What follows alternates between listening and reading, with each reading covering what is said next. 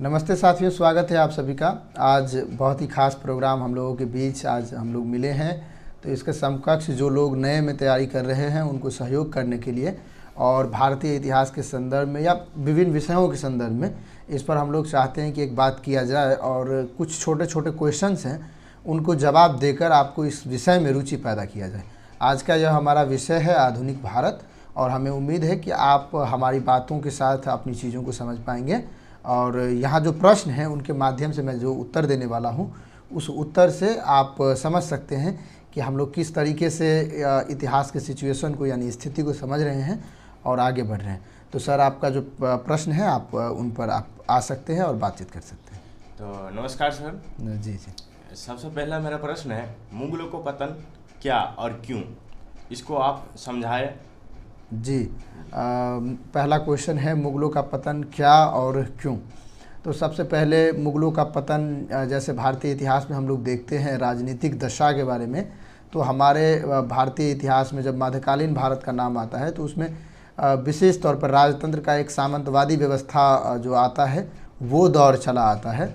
और मुग़लों का जो उस समय में स्थिति रहती है वो 1707 तक यानी औरंगजेब की मृत्यु तक भारत की जो वर्तमान स्थिति है उसमें वर्तमान पाकिस्तान, बांग्लादेश और कुछ अफ़गानिस्तान के इलाके भी और थोड़ा म्यांमार भी, ये इतना बड़ा इलाका अपने संपूर्ण भारत का उस वक्त हुआ करता था 1707 ईस्वी तक, जब तक औरंगजेब की मृत्यु नहीं हुई थी। औरंगजेब की मृत्यु 1707 में हुई, उसके बाद वहाँ पर राजनीतिक जो उत्तराधिकार है उसको लेकर समस्याएं बढ़ने लगी और जैसे जैसे ये समस्याएं प्रखर होती गई तो वहाँ पर छोटे छोटे राज्य में लोग संघर्ष करने लगे। जो अपनी क्षत्रियता भावना जो पहले थी, जो भी राज्य वर्तमान स्थिति में उस समय में थी, वो अपनी क्षत्रियता की मांग को बढ़ाने लगे थे और अपनी राज्य की मांग करते हुए मुग़लों से अपना हिस्सा काट रहे थे। तो फिर भी मुग़लों का आधिपत्य था और कहीं न कहीं मुग़लों के अंदर ये लोग रहते थे। बशर्ते ये हुआ उस समय कि जब क्षेत्राधिकार बढ़ने लगा तो ये बड़े पैमाने पर भारत के पूरे प्रांत बट गए। जैसे बात किया जाए जो भारत कैसे बटा, तो बंगाल के रूप में बटा, इसके बाद बंगाल मद्रास के रूप में बटा, केरल के रूप में बट गया। यहाँ पर निज़ाम उल मुल्क हैदराबाद का निर्माण कर लिया। इधर मराठा साम्राज्य जो पहले से भी मुग़लों की कहीं न कहीं अधीनता को नहीं स्वीकार कर रहे थे, वो लोग भी अब मजबूत हो चुके थे। इधर से सिंध प्रांत भी अपने आवाज़ में थी। इसके बाद उत्तर भारत में मध्य पश्चिम प्रांत के जो उत्तर प्रदेश हैं उसमें भी रुहेलखंड है, भरतपुर हैं, ये सभी इलाके जो हैं मुग़लों से कट करके अपना एक स्वतंत्र राज बनाने के लिए चल पड़े थे और कहीं न कहीं ये लोग सफल भी थे।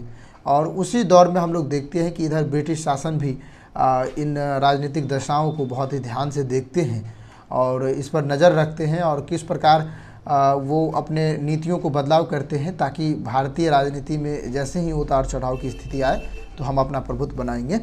तो इसी को मुग़लों का पतन कहा गया और जैसे जैसे छोटे छोटे राज्यों में बंटते गए तो मुग़लों का पतन मानना शुरू हो गया और राजनीतिक दशा जो उस समय थी वो दिल्ली के इर्द गिर्द मुग़लों की रह गई और बाकी भागों में एक स्वतंत्र राज्य के रूप में विभिन्न क्षेत्र का उदय हो गया।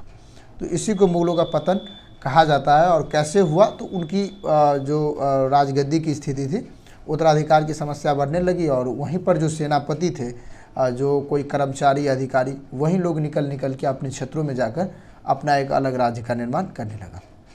तो हमें लगता है कि इस प्रश्न का यह जवाब शायद उपयुक्त। हाँ, तो सर मेरा दूसरा क्वेश्चन है 18वीं सदी के मध्य भारत की स्थिति।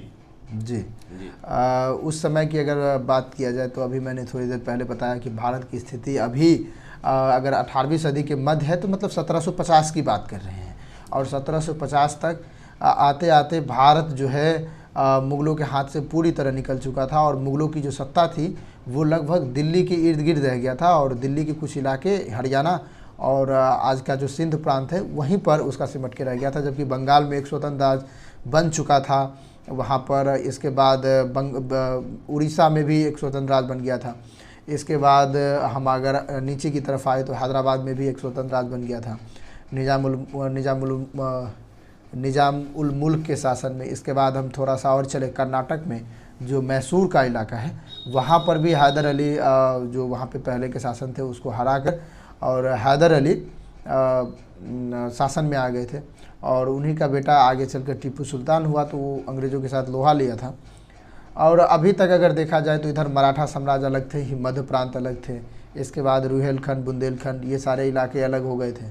और वो 18वीं सदी के मध्य तक अप्रॉक्स भारत कई टुकड़ों में विभाजित हो चुका था और अब एक सूत्र में नहीं था। और कहीं न कहीं जो उस समय में मुग़ल थे उनका प्रभुत्व अब लगभग शून्य के समान हो गया था, क्योंकि उसे कोई टैक्स और जो भी अधिकारीगण थे वो भी उनके अंदर नहीं रह गए थे, बस उनकी कुछ नाम मात्र सत्ता के बराबर रह गई थी। फिर भी उनका प्रभुत्व पुराने आधार पर बना रहा। ये 18वीं सदी के मध्य तक की स्थिति है। तो सर मेरा अगला क्वेश्चन है, 18वीं सदी के मध्य भारत की राजनीतिक दशा, इसके ऊपर आप हाँ जी। अगला क्वेश्चन है 18वीं सदी के मध्य भारत की राजनीतिक दशा। मैं थोड़ा सा आपको बताना चाहूँगा कि जब भी हम शताब्दी की बात करते हैं, जैसे 18वीं सदी की बात कर रहे हैं, तो 1700 ईस्वी से लेकर के 1799 तक के दौर को, मतलब हम लोग 99 साल के दौर को 18वीं सदी के रूप में देखते हैं। और जब हम लोग पूर्वार्ध की बात करते हैं तो 1750 से पहले, और उत्तरार्ध की बात करते हैं तो 1750 के बाद। तो यहाँ पर क्वेश्चन है 18वीं सदी के मध्य यानी 1750। तो अभी हम लोगों ने जितना भी क्वेश्चन के ऊपर हमने भी बात किया है वहीं की वर्तमान स्थिति की बात कर रहे हैं। तो राजनीतिक दशा के रूप में अगर हम लोग देखें तो इधर से थोड़ा सा आगे बढ़ते हैं, 1750 के आगे बढ़ते हैं, तो आपको मालूम है कि 1757 में प्लासी का युद्ध हुआ था और अंग्रेज़ का जो है मोर्चा वो खुल गया था इंडिया में। इससे पहले 1746-48 के बीच में कर्नाटक में फ्रांस और ब्रिटिश के बीच युद्ध शुरू हो चुका था और वहाँ पर प्रतिद्वंदियों की लड़ाई शुरू हो गया था। उसी समय एक फ्रांस का शासक था डुप्ले, उन्होंने हैदराबाद में अपनी एक नई नीति का प्रतिपादन किया कि अगर हम लोग वहाँ की राज्यों में हस्तक्षेप करें और उत्तराधिकार की जो समस्या है अगर उसमें हस्तक्षेप करें और वहाँ पर अपने बोलबाला को बढ़ाएं तो कैसा होगा। और डुप्ले की यह नीति काम भी की बहुत हद तक। और जैसे जैसे राजनीतिक उत्तराधिकार की समस्या बढ़ती गई और अंग्रेज़ों को देखते हैं कि वो अपना साम्राज्य विस्तार करता चला गया और वो एक सामंतवादी व्यवस्था से प्रेरित कहा जाए तो लगभग नहीं के बराबर, बल्कि साम्राज्यवादी व्यवस्था से और उपनिवेशवाद की भावना उसके अंदर बहुत ज़्यादा थी।